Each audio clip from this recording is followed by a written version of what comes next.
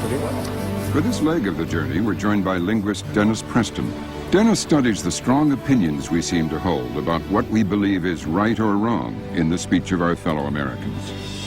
But there's a kind of American linguistic insecurity which is very, very old. After all, we didn't invent English. There were the English who had a hold of it before us. And so there's a kind of lingering American insecurity that, well, maybe with English we don't do the very best thing. On the other hand, there's American populism and a desire not to be stuffy, not to be too correct. I've been walking around this train asking people to draw on blank maps of the United States the areas where they think people speak differently. You want to write anything on it, you know, you can. So what they sound like. They don't just do dialect areas. They identify those areas where they think the least correct or the most correct English is spoken and draw circles around that. 9 times out of 10, when you ask people to do this, they go for either the U.S. South, which is almost universally believed to be a place where bad English is spoken, or New York City. But New Yorkers, you're sure of, they don't sound like Pennsylvanians, huh? They say water. They say what? Water. Woulda? Water.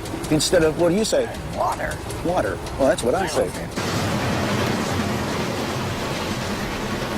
Americans are ambivalent about language. They may think that New York and Southern accents are bad English, but they can also find them charming.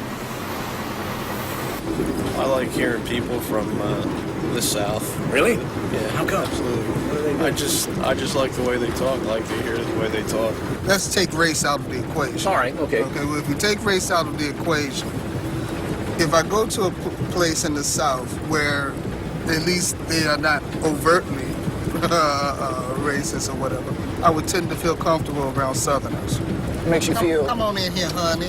That kind of... yeah, it makes me feel a little more... but I mean, there's some places in the South that me as a black man, I wouldn't be called dead in. Oh, no, that's another story, yeah. Yes. It makes no difference how they sound. Yeah, absolutely.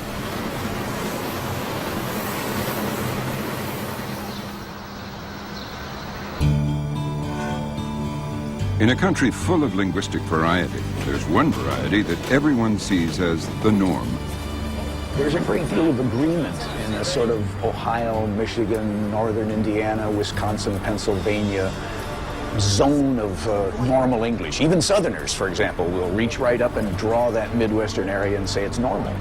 So this is where you say the kind of correct American English is spoken. That's what I would say. Yes, without an accent in any way. But what's out here? What states are Kansas, Missouri. Kansas, Missouri, Iowa, Nebraska. If you took a speech class, I think that they would want you to speak more like these people here. This Wisconsin, Michigan, Minnesota.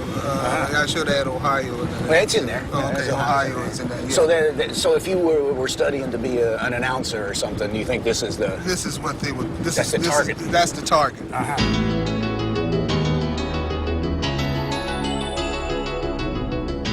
Technically, the dialect area they're talking about is called Midland.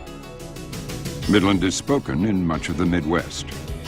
For most Americans, this is the yardstick, the most normal and correct of all dialects.